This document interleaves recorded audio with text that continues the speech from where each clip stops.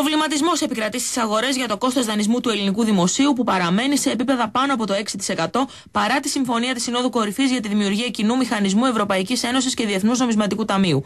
Τα θολά σημεία της συμφωνίας, κυρίως για το ρόλο του Διεθνούς Νομισματικού Ταμείου στο μηχανισμό, αλλά και οι δηλώσεις των στελεχών του οργανισμού ότι αν βοηθήσει θα είναι με τους δικούς του όρους, ανεβάζουν και πάλι τα επιτόκια των ελληνικών ομολόγων. Η συζήτηση για την εμπλοκή του Διεθνούς Νομισματικού Ταμείου κάνει κακό, υποστηρίζει ο επικεφαλής του Οργανισμού Διαχείρισης Δημοσίου Χρέους σε τηλεφωνική του παρέμβαση στο CNBC, επισημαίνοντας ότι μετά την έκδοση της 4ης Μαρτίου υπήρξε υποχώρηση των spread και η άνοδος ξεκίνησε και πάλι μετά τα σενάρια για το ρόλο του Διεθνούς Νομισματικού Ταμείου.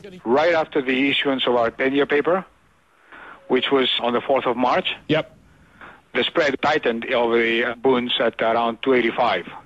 Thereafter, with all this talk about the IMF and the support package, etc., widened to 345.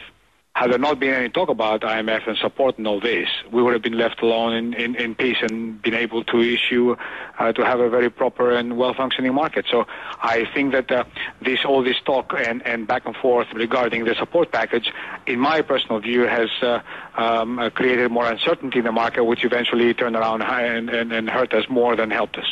Η αποτυχία του σχεδίου στήριξης να ηρεμήσει τις αγορές οφείλεται κυρίως στο φόβο ότι μπορεί τελικά η Ευρωπαϊκή Ένωση και το Διεθνές Νομισματικό Ταμείο να μην συμφωνήσουν για τους όρους με τους οποίους θα δανείσουν την Ελλάδα. Τις ανησυχίες ενισχύουν και οι πληροφορίες για έκτακτη συνεδρίαση του Ταμείου σήμερα το απόγευμα, για την οποία μάλιστα ο επικεφαλής του, Ντομινίκ Στροσκάν, ανέβαλε προγραμματισμένο ταξίδι στην Ιορδανία. The markets are getting a little bit concerned about the fact that the IMF and the Eurozone may not actually agree on the conditions that are going to be required to assist Greece when the time comes.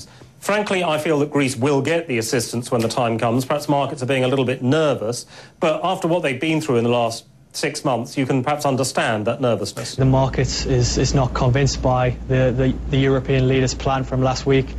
Crucially still, it's lacking significantly in detail. Crucially, at what market interest rate will the bilateral loans be taken at? And as well, there is still no real firm political commitment to provide funds at that fixed rate in the future. And while that's the case, it's still an unresolved issue in the near term. Ο δανεισμός του δημοσίου μέχρι τον Ιούνιο αναμένεται να φτάσει στα 32 δισεκατομμύρια ευρώ, ενώ σύμφωνα με έρευνα του Bloomberg και της Credit Agricole, η Ελλάδα θα κληθεί να πληρώσει μόνο για τα ομόλογα που θα εκδοθούν φέτος αυξημένους τόκους 13 δισεκατομμυρίων ευρώ ως αποτέλεσμα της ανόδου των spreads. If we continue to have these sorts of spreads that the Greek government is having to pay for its bond issuance, something like 3.5% above German bonds, something like 5 times what the Spaniards are having to pay they make their issuance, then we're going to have an increase in the budget deficit, which would be equivalent to something like 2% of GDP over the next year. So as fast as you're cutting the GDP deficit, you're increasing it again. So you're running to stay where you are.